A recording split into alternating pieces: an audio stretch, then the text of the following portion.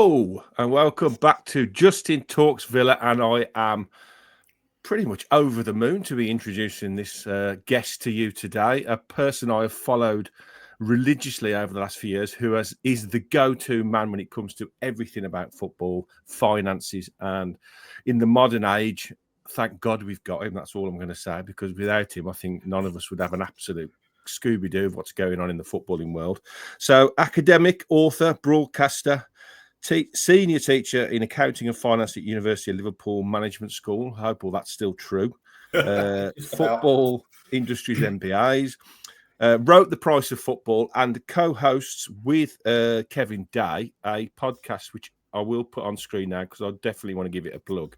I've just dropped him off the screen now. That's kind, isn't it? That's better. The Price of Football. Now, I'm sure most of you, if you've got any interest in football whatsoever, will be a fan of this and hopefully got it on your podcast list. But I massively recommend it. Kieran especially explains everything so interestingly and tries to the normal fan, which I count myself as a great place to go and get resources from. So that's the long enough introduction from me. Thank you, Kieran, for coming on. Thanks so much, Justin. A very eloquent and very generous introduction. I hope I don't let anybody down. No, you never do. You never do. And when I wanted to try and talk to somebody about it, there was only one person, and you so kindly at short notice agreed to come on. So how did you get it? Just quickly about you, because I'm always very interested in people as well. That's part of my desire to do this myself, to talk to people, is how did this... Obviously, you must have been interested in finances and stuff like that. But so obviously, your love of football, a big Brighton fan, I believe, aren't you? Yes, that's correct. Right. Yes, get that right. So how did this sort of happen? Well, like most things in life, it's sort of, you have a couple of sliding doors moments. I've been teaching since the 1980s. I became an accountant and I was crap at it. I hated it. Didn't like it. Times, timesheets, suits, being groveling to people. It just wasn't really. So I went into teaching. All of my teaching life's Manchester and Liverpool. So I teach finance. I sort of just about understand numbers on that side of things. And what I quickly realised is that if you want to keep people's attention, there's no point in me talking about Vodafone or Marks and Spencers or BMW. Nobody gives a hoot about them. But if I go into a class and say, right, today we're going to look at valuation.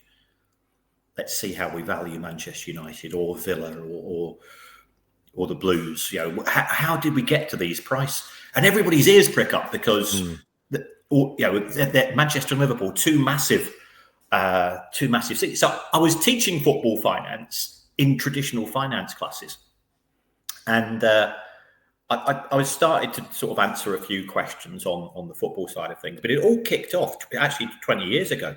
I was down teaching at a bank because university's great, but the pay's crap.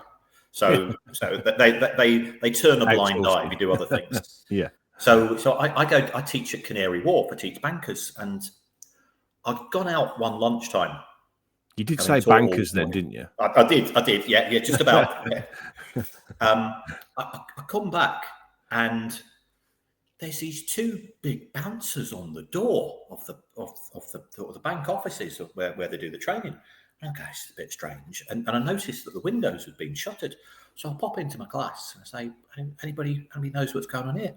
And one of them piped up, one of our clients, the Glazer family, is acquiring Manchester United today via a leverage buyout.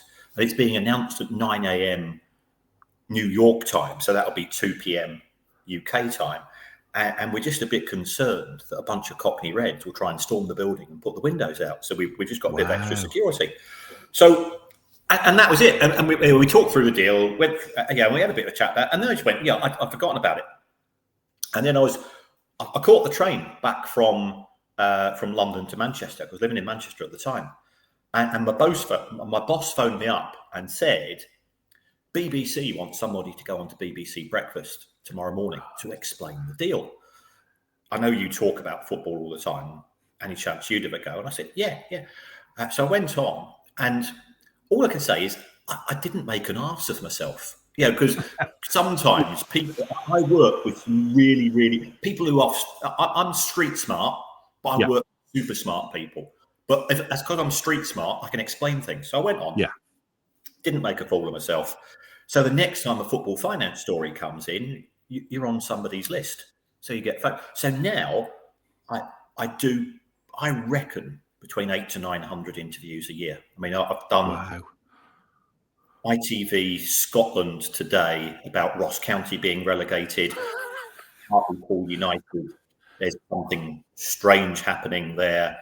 How much, a bit like talking to you, Newcastle, Champions League next season, implications for them. So I get to cover practically every club. And I always say to people, if I'm talking about your club once every 6 months, that's fine. If I'm talking about your club once every 2 to 3 weeks, I'm sort of the Grim Reaper. We're in trouble. Reading, Southend, Bury when it was all going through, kicking off there. So there's a few clubs that really have been through it, and other clubs are in a better position. How on earth do you keep on top of every single club? If you are now covering clubs in Scotland, how on earth do you keep in touch with everything?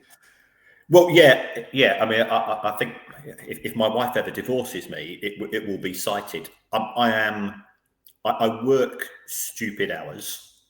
So first thing I do when I get up in the morning is I go through I get alerts from Company's House. I get alerts, Google alerts on finance stories. I've set that up for every single football club. So I get 200, 250 emails a day on football facts, and I work out which ones I want to follow up on.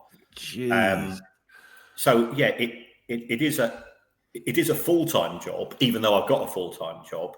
I'm lucky I've got a wife who puts up with it, because any sane woman, wouldn't. She's an absolute star. It's a lot of hours. Yes. I don't do as many hours as you do, but I'm going to call you the Fabrizio Romano of the football finance world. Then you're on the pulse of everything. I tell you another interesting thing that you've just perked my interest there. My brother's an accountant, and he worked on the refinancing deal of Manchester United when the Glazers came over. Oh, really? Oh, cool. Yes. Yeah. He was one of the top guys there. So that's just reminded me. He didn't tell me anything at the time. I'm sure it was all very much when he found out afterwards. But yeah, that was very interesting to find that out from him.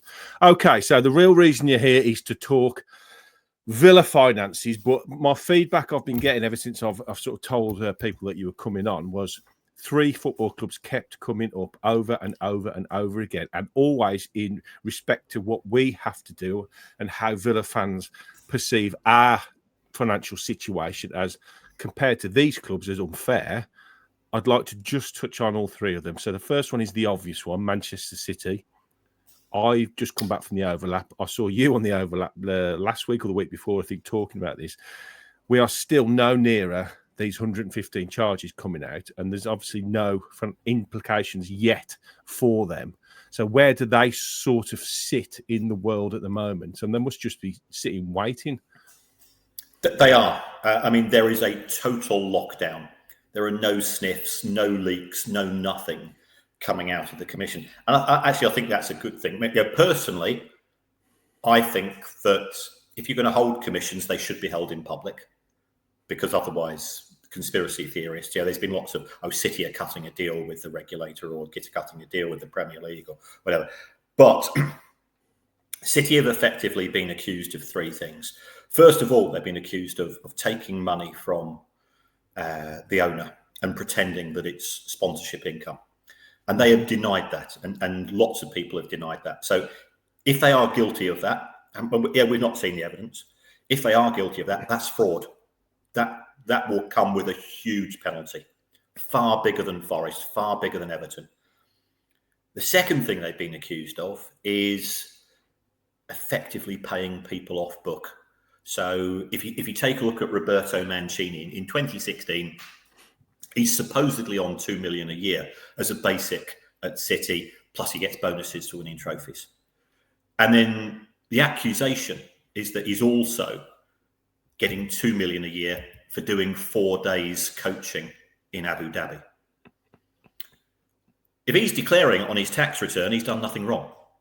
Yeah. So, and if somebody offered you or me $2 million for 4 days recording of the overlap, we'd be there like a shot. So I've got no issue with what he's done. The accusation is, of course, that actually it's a way of paying him for his job at Manchester City, but putting it through the books of somebody else. Yes. That is going to be difficult to prove if Roberto Mancini has refused to give evidence to the commission.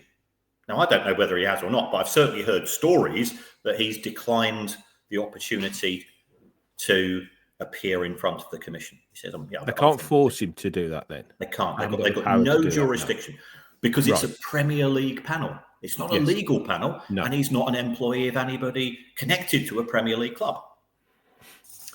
It's exactly the same. Perhaps if they tried to get Sheikh Mansour to come along, he could say, why should I? Why should I? Nothing to do with me. It's to do with the football club. So that one, my concern is that if the first thing had taken place in terms of the fraud, Manchester City have got to be party to it.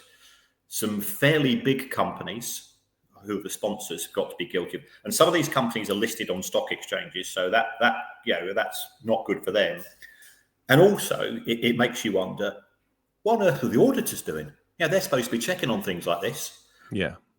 So could they be colluding? No. But despite all the conspiracy theories, they won't have done that. Could they have been blindsided? Yeah. I mean, people run, circumvent the auditors, or they could have been incompetent. I don't think they're incompetent. So, it would have been difficult. The third accusation is that City have not cooperated with the investigation. The City have got to be found guilty of this, surely. Yeah. Because they've not cooperated with the investigation. No. And also, if you go back to when UEFA had charges, remember City were originally given a 2-year ban from Europe before it was overturned. The accusations that City didn't cooperate with UEFA, those were upheld and City had to pay a €10 million fine. But if it's non-cooperation, I think the penalty will be a fine because it's nothing to do. Because City have not got had an advantage on the pitch simply through non-cooperation. So that one, I suspect that there will be some accusation. At the same time, as we know, City are also charging the Premier League with these associated party transactions stuff. That's not being heard until October. We won't get the verdict on that one until 2026. Jesus. So there's nothing coming imminently then, you feel, about these? It's just going to keep to be kicked down the road and it'll happen when it happens. Yeah. I mean, if you take a look at the Everton and the Forest cases, I think they both took sort of 5 to 6 days to be heard. And then it took a couple of months. I believe at the Everton case, there were 50,000 pieces of evidence. Now, for Manchester City, you're probably talking about 500,000. I wish I had shares in a photocopier company in Manchester. I'll be retired by now. So there is an awful lot to see. There could be an appeal, for all we know, but I think the grounds for appeal are quite narrow, but doesn't mean that they're not impossible. And we could end up with City successfully defending some and not defending others. And what I do fear, which will really put people's backs up, is that we could get a verdict, and if Manchester City are found guilty, you won't actually find out the punishment for another couple of weeks afterwards. You sometimes hear this in court cases whereby somebody's found guilty of a crime. Yeah. The judge says, right, okay, I need to now go away and consider what I consider to be the appropriate tariff. So I would imagine that my wife says if that's the case, she's going away for a fortnight to you'll be stuck in anywhere. Because I suspect as far away as possible. Yes, certainly as far away from the radio as possible. So unfortunately, it doesn't really shed any more light on than we know already. So I'm glad you've highlighted what actually is facing them, because I mean I've heard it from you a couple of times, but it'll be interesting, hopefully, for people to hear that laid out as you have. The second one is Chelsea. You won't be surprised to hear. Have they now run out of clever ways to circumnavigate the rules after selling almost every single asset they own to themselves? Like if this is correct, this is just my interpretation of it and the general interpretation. Like the women's team, for exorbitant amounts of money to make sure they're compliant and allow them to go and buy seemingly hundreds of players on huge contracts and multi-year deals. Yeah, well, I mean, it all kicked off. Yeah, Chelsea have got a squad which cost £1.4 billion. So they started off by putting the players on 8 and 9 year deals, because the way that it works for the cost control measures is you take the cost of the player and you spread that over the life of the contract. Amortization. Yeah. So if you double the length of the contract, double the length of the contract from 4 to 8 years, means you halve your charge each year. So both UEFA and the Premier League shut that loophole after Chelsea had bought all the players. So Chelsea got an advantage. Nobody else can repeat it. Then they started selling properties to themselves. Yes, absolutely. So they sold a hotel. They sold some car parks themselves. Of course, the hotel and the car parks are in London, and they're in the West End of London, which is ridiculously expensive. So they made some money there, selling it to themselves. We're not quite sure who gets the profits from these hotels. It could be that Chelsea charge a management fee to the other part of Chelsea. So it could be they're making money from the hotel as well as selling the hotel. Forgive me to find out. Sorry, Kieran. Forgive me. I'm just having to think as I'm listening. How can a company sell an asset to itself? How does that even work? Is it because there's different parts of the same company under an umbrella? Yeah. So what we've got Chelsea FC Holdings, which is Chelsea Football Club, Chelsea Women's Football Club, and also owns some property assets. And then you've got a company was set up by Todd Bowley called Blueco 22.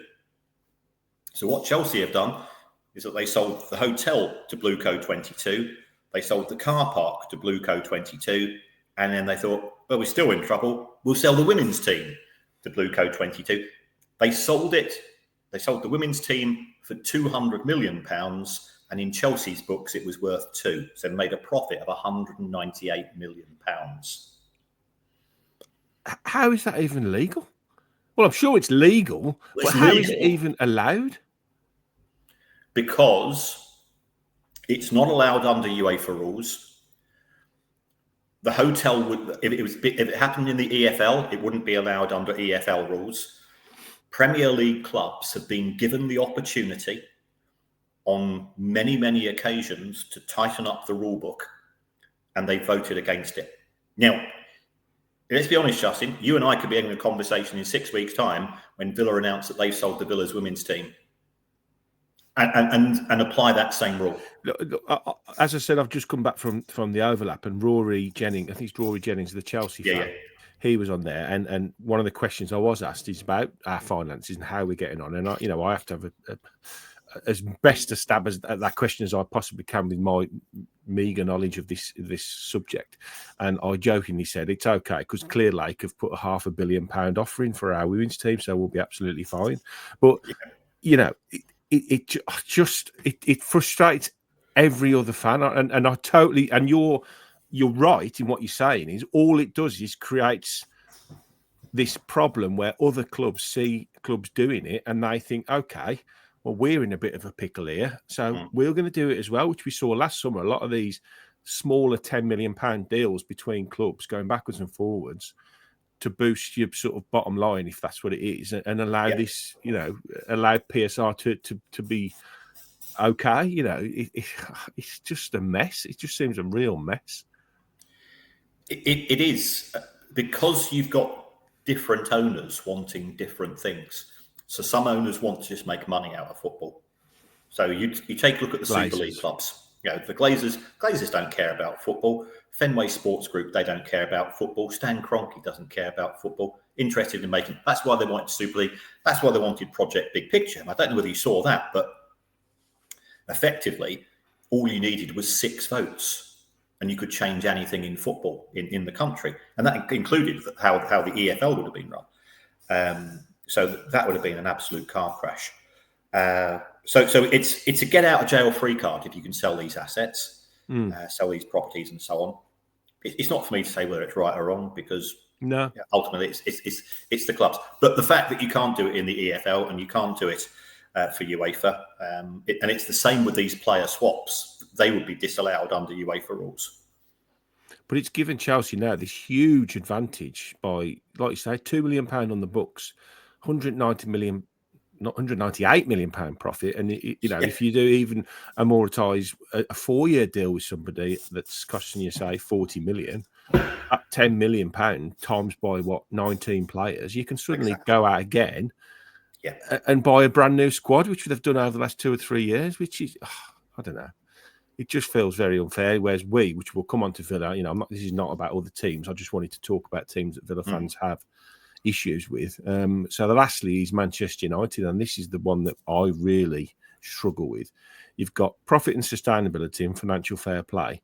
How on earth are either of those things, can they be called those things, when Manchester United is a sustainable asset, if you like, is losing hemorrhaging money? And how is it fair when they are sacking the tea lady and getting staff to bring sandwiches in, yet they can go out and spend £60 million on Cunha? And this is nothing against Wolves, nothing against Cunha, nothing about that. How do those specific rules that are mapped out as sustainable and fair, those two things I can't equate them. And the average Joe football fan on the street, which is myself, and we see us now being penalised and having to sell players. How? I can't sound any more frustrated than that. I mean, I am not a fan of the Glazers, to put it mildly, and I'm certainly not a fan of Ratcliffe. I mean, I lived in Manchester for 40 years, and it's just like Birmingham. We're a working class city. And if you're successful, what you do, you punch up, not down. Sacking tea ladies, sacking scouts, all this type of stuff. It's just bully boy tactics. All of this nonsense. Manchester United's finances are not as bad as people make them out to be. Because if you take a look at the losses that they've been claiming, well, they were still claiming a COVID allowance until the start of this year.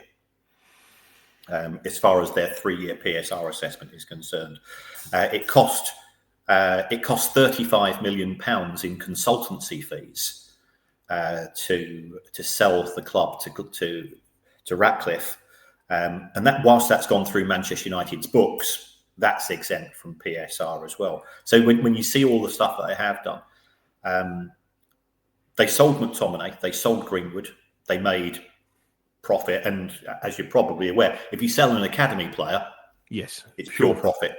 As far as your PSR is concerned. So they're not in as bad a position as people are quite making them out to be. And you can they like have huge Manchester revenue, United, don't they? Oh yeah, they have. That's the big. I do understand that the huge revenue is their get out of jail card. I think my issue is that the day-to-day running is horrific. Yes. So these rules were brought in to stop owners stripping clubs and running them into the ground. Yet they seem to be benefiting here by the money coming in, and none of it's getting passed on to where it should be, the ground level. Yeah, it's a horrendous place to work. I do a live show with Kevin, who I do the podcast with, and we've had people who used to work at Manchester United come up to us and tell us the stories about how Ratcliffe's INEOS staff treat everybody else. You are a second-class citizen, and it's all, oh, you better look after me, or otherwise, I'm not saying it's going to affect my assessment of you, but just sort of, they're really snide. Yeah. Unprofessional, snide. And people are saying, why did Manchester United finish 15th in the Premier League this season? Well, if everybody's miserable, that reflects on that comes through to the players as well. They pick up on this. That it's an unhappy camp, and if you're not motivated, if you're not focused, then it impacts upon your professional performance. Well, we had this when we signed Marcus Rashford in January. Everybody was shouting at Villa fans saying he doesn't want to know, he's not interested, he's mopes around, he doesn't put any effort in on the pitch. The first 5 games I saw him, and he was a revelation for us. He was tracking back, tackling, scoring goals, assisting. And my reading is exactly as yours is. He's a kid that's come through the ranks at Man United in some of the best times, and now he's seen the club in absolute disarray, and he just wants out. He can't do it. Yeah. So he's I probably felt the weight of the world lift off his shoulders when he came to Villa. Yeah, he's just a young man. Because when Villa came to Brighton and he beat us 3-0, he was fantastic. Real good player. Okay, so the real reason we're here, Aston Villa. Nice, easy one. Are Villa currently at risk of breaching PSR limits, and what steps might the club need to take to avoid sanctions? Obvious ones of player sales. Okay. If we take a look at the last 2 years, Aston Villa lost £206 million. So for 22-23 and 23-24, Aston Villa have lost £206 million. Now, the sale of Jack Grealish gave Villa a bit of a benefit for 3 years. That's now dropped out of the equation. You're only allowed to lose 105 million. Now, Villa can make adjustments for the academy. They can make adjustments for infrastructure spending. They can make adjustments for the women's team costs. They can make running for the community scheme, all of which are very laudable things. That will help to reduce those losses. You look at it and you say, well, they've still got a bit of work to do. So we therefore look at 24-25. There's lots of positives about 24-25 as far as Villa are concerned. Higher revenue. The Champions League, the progress the club made, you're getting match day income. For the Bayern Munich match, you probably make shirt deals, Adidas, shirt deals, sponsorship. Yep, and they've sold a couple of players as well. Yeah. So you put all that in, and you go, there's probably still a wee bit of a gap. We don't know the Duran deal in detail. So you speculate, but you do something else. I still think they've probably got a wee bit of work to do. So what can you do? Well, Aston Villa's financial year end is the 30th of June. So what could they do between now? The transfer window opens on Monday, I think it is. First, isn't it? Yeah. Yeah. Early. So they've got 30 days in which either they could sell a player or two, and you might have some young promising players who, even if you're selling them for 5 to 8 million, but I don't think Villa have got a huge amount. If you had to put a figure on it, where would you? I'm not going to hold you to this, obviously, but are you talking tens of millions? I would probably say, I would be looking around about 20 mil. Okay, and I mean that's better than a lot of Villa fans probably envisage. We think last year, I think Douglas Luiz had to go for 50, and that sort of did it. And we have also brought our second kit out, which is very, very unusual for Villa, and a very early release of that. And a lot of people were speculating that the money for that could actually help. I don't know how quickly those kind of figures filter through. I think people overplay kit sales, right? To be honest with you. Because Villa have got how many year deal it is with Adidas. You actually don't make that much money on each unit that you're selling. So I'd be a little bit cautious about that. I mean, every little helps. I'm not denying that. Is there anything else that Aston Villa could sell? So do they have some spare properties? I mean, what about the women's team? Yeah. There was a bit of property and land that they own. Now, whether I think over the years some of that has been sold off, I wouldn't know whether there was much left. But we're into categories like you're saying, the women's team, and doing sort of what Chelsea did. But at 20-odd million ish, it's like you say, a couple of academy players, maybe a lower ranking first team squad member. But I think the issue is it's looking like they're going to have to maybe sell one of the big players. And I don't know whether you agree, this would allow them wiggle room to buy as well, because you have to take that into account, don't you, as well? Yeah, and I'm not giving too much away yet. I've just done an assessment on all 20 clubs in terms of PSR for what based on my figures, who I think are at risk. I'll be honest, Villa are 20th. I don't think there's anybody worse off, assuming that Chelsea are allowed to sell the women's team, assuming that there's no repercussions for Manchester City. So Villa, are they in a sticky position yet? Are they in the same position as 12 months ago? No, they're in a better position. I think in terms of what they had to make up. And the additional money from Champions League, which is probably 80 or 90 mil. We don't know, for example, how much of the additional money has gone through into players' wages, because players will have got bonuses, and then you start, and everybody's speculating. Do they getting an extra 20%, an extra 25%, an extra? We don't know. And there'll always be some smart ass on Twitter who reckons that they do know. They don't. There's always a smart ass on Twitter. There's always a smart ass on Twitter. Absolutely. So once you get to the 30th of June, you effectively get a bit of a reset. Yes. And you then say, right, how's it going to look for 25, 26 in terms of, there is European football. It's sore. Yeah. But there is European football. How's that going to impact upon the finances? In my opinion, you don't make money in the Europa League until you probably get to the quarterfinals. Yes. Because by the time you strengthen the squad, or you need to maintain the squad because you had European football, so you're used to Saturday, Wednesday, you've now got to get used to Sunday, Thursday. You need a stronger squad for that. So you've got those additional costs. Players will still be getting bonuses for qualifying for Europe. You've got the costs of hosting matches. You've got the cost of transport and accommodation. And let's face it, they're staying in 5-star hotels. They're flying on chartered jets. So it does mount up, I can assure you.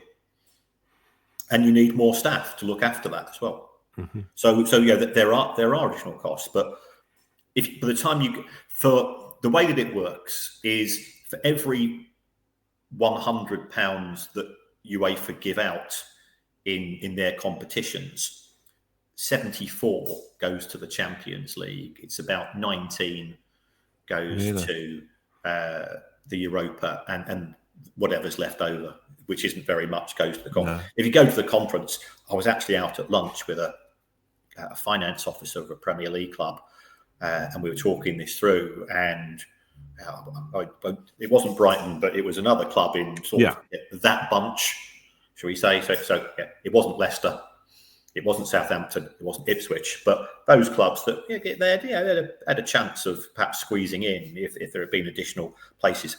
And they said, well, we if you're honest, we like to be contending for it, but we'd rather not go to get in the conference.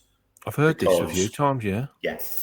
And I said, well, you'll break even if you I reckon you'll break even if you get to the semi-final. He says, yeah, but the chances are we'll fall 5 places in the Premier League, and every place in the Premier League is worth 3.5 mil because the club isn't big enough to sustain that bigger squad. I know when Brighton, when they were in the Europa League, so again, we know where we are in the pecking order. We went from 6th to 11th. Well, that cost the club, thick end of £20 million, which more than offset the money that they made from getting into the Europa League. So, Europa League is, and Villa are a bigger club than Brighton. I'm not here to tickle your toes or anything, but everybody knows where every club is. So there will be money to be made, but Villa have got to make a fair amount of progress in the competition. I think the way you've explained it is very interesting because, we hear this, if we don't get Champions League football, the drop-off in finances are huge. And hearing it like that, it's a stark reality of where that financial burden lies. And it always has been with the Champions League, and that's a shame because the Europa League, and even the Conference League, has its merits. But when clubs start assessing that they don't think it's worth qualifying for a competition based purely on the money, that's a very sad place to be as a football fan, isn't it? Because all we want to see is our club be successful and win things. And, we said a few years ago, and I think Chris Hecker, who's just left the club, said we need year upon year of qualification in Europe. And they didn't necessarily say has to be Champions League. But I think now, based on what you're saying, it has to be at least Europa League and consecutive seasons of that, because the extra income it does bring, and based on how successful, say, a poor Manchester United and a poor Tottenham team have done in that competition last year, I would hope Villa would be able to get to at least the quarterfinals. We've done semi-finals of the conference, quarterfinals of the Champions League.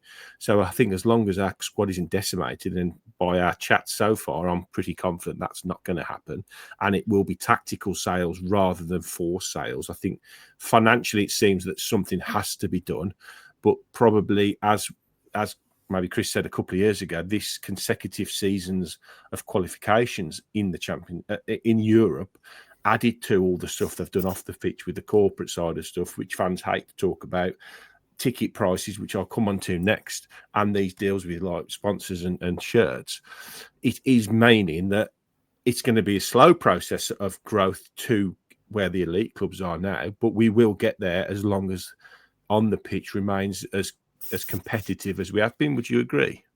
Yeah, and it will be tough next season because Manchester United are not in Europe, so if they're not competing for top four, that really will be an indictment. You go back, and I got pelters for this when Chelsea finished 8th. We're thinking in 2016, everybody said, Chelsea are written off. Next year, not in Europe, they win the Premier League. Mm-hmm. Now, I don't think Manchester United can go from, because as you said, it was like watching an exhibition match with celebrities in. It was awful. It was just, but you would expect them to be more competitive next season. Spurs can't be that bad again, you would think. There are some decent clubs up there.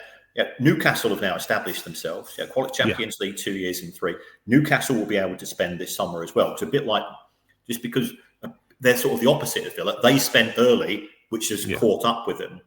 And now one of their big spending seasons is dropping out. Whereas for Villa, their good season through the Jack Grealish sales dropped out. So that's why Villa have got to be a bit more cautious going forwards.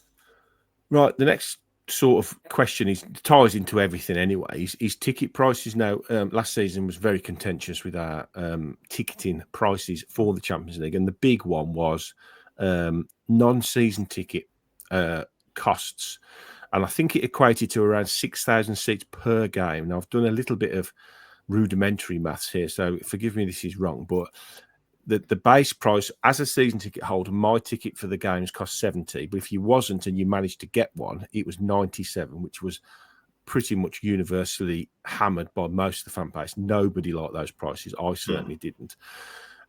And so at 6,000 tickets, the extra £27 per game, and we managed 6 home games, raised an additional £972,000 just from those games alone, from that increase. Is that so?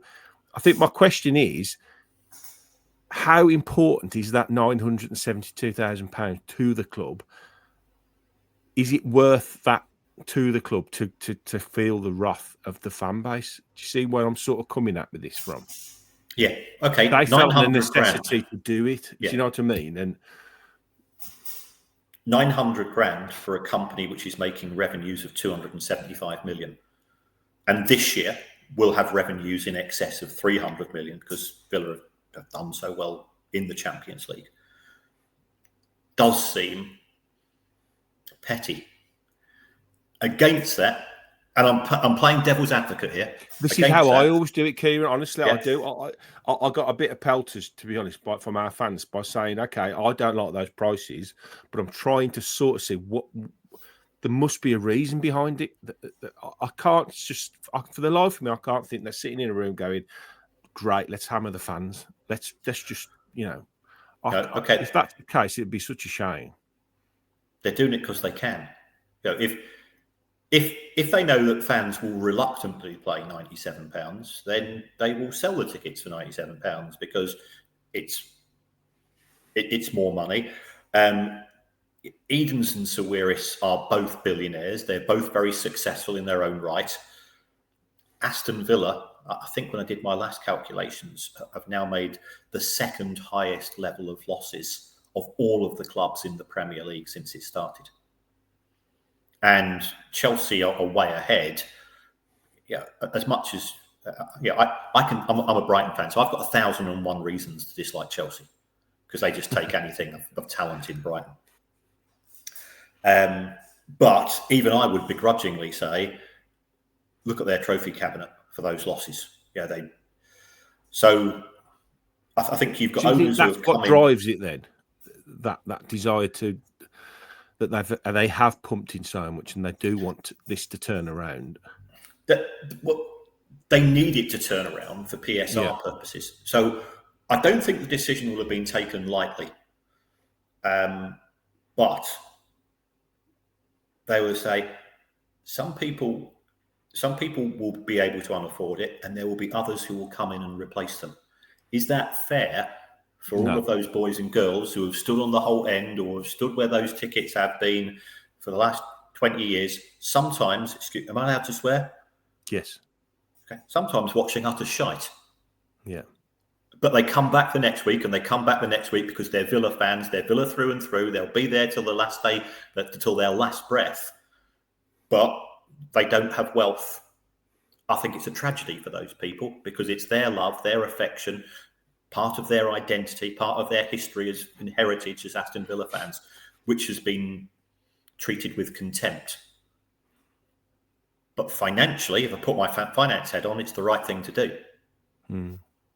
Unfortunately, that's the crux of it, isn't it? This is an emotional sport for us as the fans, but for many owners. And this isn't just a Villa problem. This is a football problem. And I think one of the biggest, not gripes for me, because that's not the right one to say, but when a player you've got, they give him a new contract and he's one of your best players and you're so pleased that they've tied him down to that new 5-year deal and he's already on £120,000 a week and they've decided that we want to keep him, so we're going to offer him another £30,000 a week on top of nobody ever questions that money. Now, our wage bill to revenue, I think it's right, if you're right, is horrific. Yeah, it is. But nobody blames the players. And they're the ones, essentially, who take most of the money out of the club. Yep. But, okay, again, I'm going to play devil's advocate. I work for the Professional Footballers Association. I teach footballers. I've taught some footballers at Villa. I don't blame the players, by the way, because like you say, you wouldn't turn it down. I certainly wouldn't. If you're given two choices, 120 or 150, we take 150 every day. For you, as a Villa fan, that Villa Lion, I know it goes on your badge. That goes through. That goes through you. You know, that is embedded into you. Football player, it's a job, and I think because we have an emotional investment in football, we don't see it as a job. If another university comes in for me and offers to triple my wages, I go there.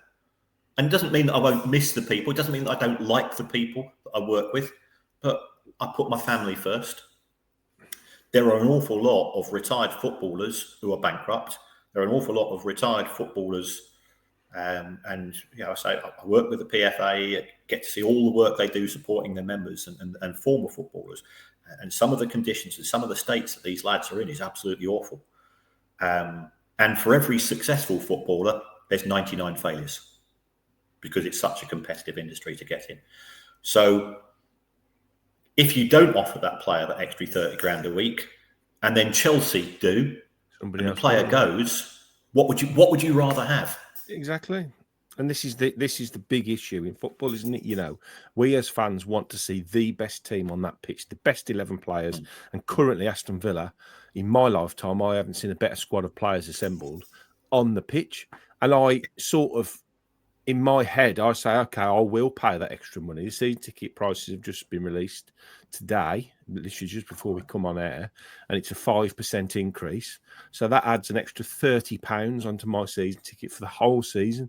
Now, in my head, I'm sure there's people out there that will say, "That's why 5%? Why do they need to do that?" But I've seen some of the biggest dross in my life, 48 years following the Villa, and I'm thinking, for an extra 30 quid, what am I seeing? So I feel like I'm getting value for money. I'm probably not, but I feel like I am because of what's gone before. But this is the problem.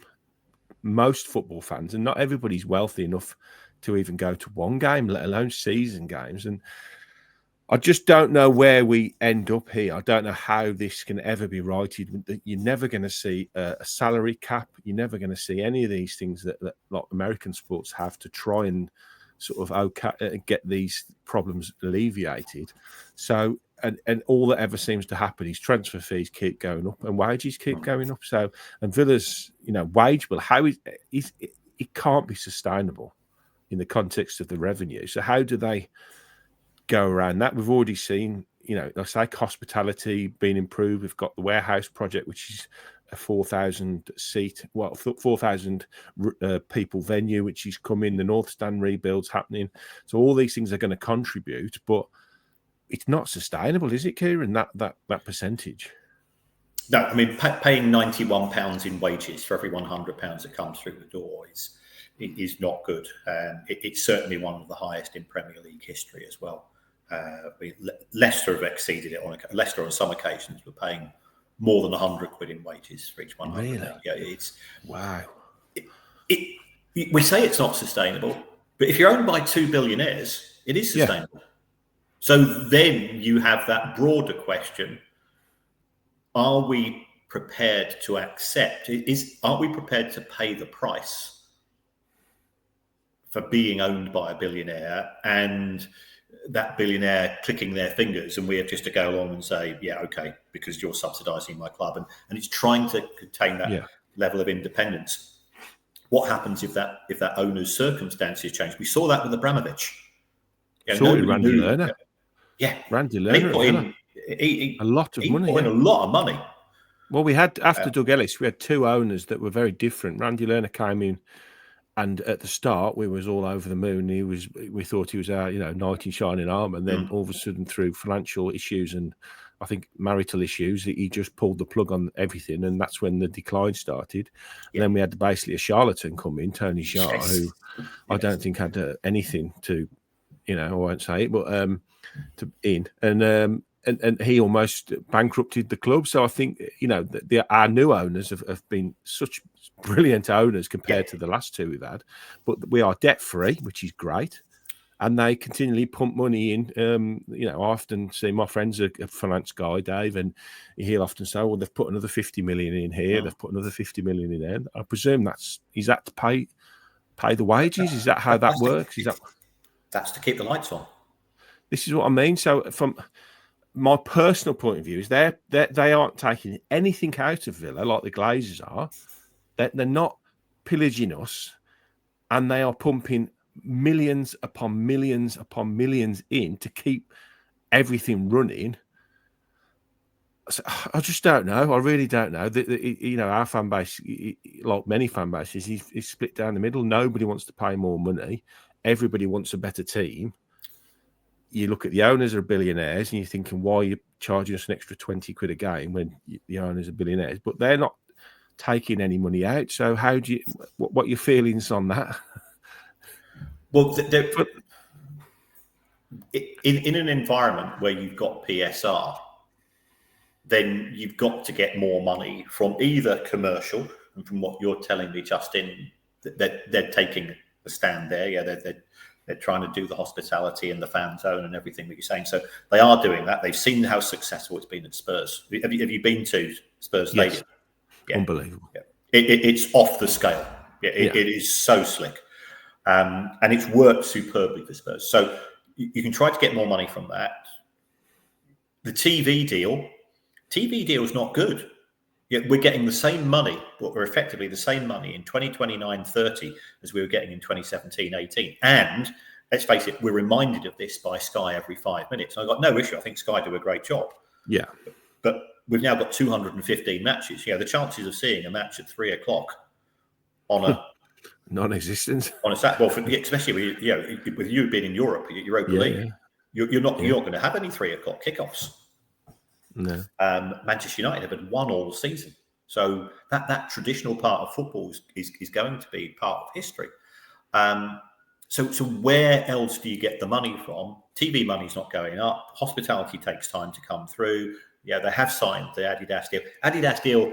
Every time Adidas, they're a big brand, yet but they're not necessarily hugely generous, because I know some of the people that work for the sportswear companies. I'm not being rude here.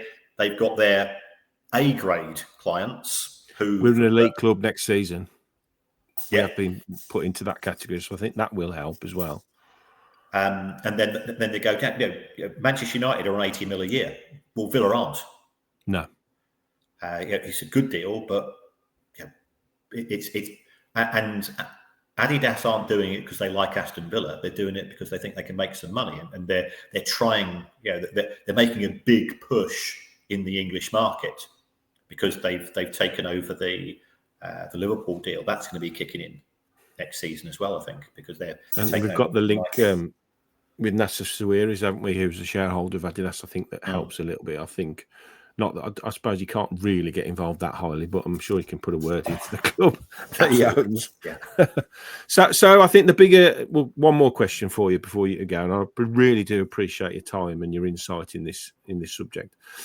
So ultimately, we've mentioned Spurs' new stadium, Arsenal's new stadium. One of the big things about Villa is essentially the only really way to break through the glass ceiling for Villa now is a new 60,000-70,000 all-seater, all-singing, all-dancing stadium. Do you think that's the only way now we can really push through and try and compete? There's no guarantee of repetitive European football because football doesn't work like that. If you could say we're going to have 10 years consecutively qualifying the Champions League, brilliant, but it just doesn't happen. So to make sure you are future-proofing your club, I think a stadium rebuild at some point, because we're at 40, we're going up to about 50,000 with the improvements over the next 5 years. I still think we need to be near 60, 70 to be like a Spurs, that the revenue generating behemoth that they are, to allow you to stay ahead of the game, not trying to constantly catch it up. Yeah. Well, if I look at the numbers here, Aston Villa last season, £28 million from ticket sales. Manchester United 136, Arsenal 132. Spurs, I think they were in Europe last season. They were 102. Liverpool were 90 odd, but they've now they've completed their expansion to 61. So Liverpool in a good year, Champions League, they're going to be 100 plus. So if you're all working in this PSR environment, which says you've got the money coming in, less the money going out, that forms the basis. If Manchester United are starting off with £100 million a year more ticket money than Villa at Villa Park, even an expanded Villa Park, you might get an extra 10, 12, 15 million. You're still 80 million behind. Now, even if Manchester United continue to sign crap players, hopefully they've got an 80 million pound a year advantage, and they can afford to make mistakes, whereas Villa can't. You've got to get it right 8 out of 10 times. Because they've got so much more money coming in, they can afford to get it right 5 times out of 10, and they can still surpass you. So that's my fear. Funnily enough, I was on a not dissimilar interview with Newcastle United a couple of days ago. And again, broadly similar issue. Do we stay and grow St James's Park? Do we move to a new stadium? And I'm going, the owners can afford it. You've got to go for a new stadium, because if you look at what's happened at Spurs, it's not the fact that you've got more hospitality. That's brilliant. It's really good for raising money. It's not only the fact that the tickets are more expensive. And I'll be honest, Justin, the tickets aren't going to be cheaper if you move to a brand new stadium. No. So you will be on the hook for that. It's at the new stadium. Spurs fans spend an extra 50 minutes per match on average on the stadium campus or on the stadium property. Well, what are they doing for that extra? They're not watching the grass grow. They're spending money. Yeah. Retention of people. It's a bit like going to a theme park. It's a bit like going to Disney. every minute you're there, you're spending money. So if they can persuade you, they can open earlier and finish later, or get you to spend longer time there, then they're there. And it's a horrible thing to you, because it's the Villa. It's part of your life. It's outside of our family, it's the most important things in our life. And you don't really want that slightly dirty feeling of thinking they're trying to rinse me for as much money as they can through doing that is this. the reality. But that's the reality, because every other club's doing it. And if you don't, then Villa will. You'll get left behind, yeah. Yeah. And I mean, you're a similar age to me, and we remember the days pre-Premier League and when money didn't rule football, and it was nice, but there were still very bleak moments of that, and it wasn't. The stadiums were rubbish, and facilities were rubbish. So we have come a very, very long way, but at what price? That's the only issue. What price of football? There you go. How's that a good way to look at it? Well, just to finish on your point there, 100% retention of people within that area. We've seen this with this warehouse project at Villa. I don't know if you're aware of it. It's very interesting. 4,000 people it'll house, and the idea is to get people there early, keep them there. After the game, keep them there. And this is all about revenue creating. And I think it's a way we have to go, because we haven't got that super stadium yet. And we have to think of other ways around these issues. I think I do think that's mainly why the ticket prices are being pushed at where they are. I think they're just trying to, as you say, from a purely business point of view, they have to, unfortunately, look at every single aspect of your business. I think, how can we make an extra money there, and there, and we don't like it, but that's modern football. It is. Well said. So, Kieran, thank you once again. It's been absolutely fascinating, and you're great. I really love listening to you. Thanks. Say hello to Kevin for me, because will do. Thank you. Will do. He's a great guy. He is, fantastic. So thanks for watching, everyone. If you don't already subscribe to the channel, don't forget to go and subscribe to Kieran's as well if you haven't already, but I'm sure most of you do, because it's really good. There's lots more of this about every club, including Scottish third division clubs now, apparently. So good luck with everything else. I'm sure you've got about another 200 interviews to do. So thanks for giving me your time today, and have a great weekend. Okay. All the best, Justin. Up the Villa.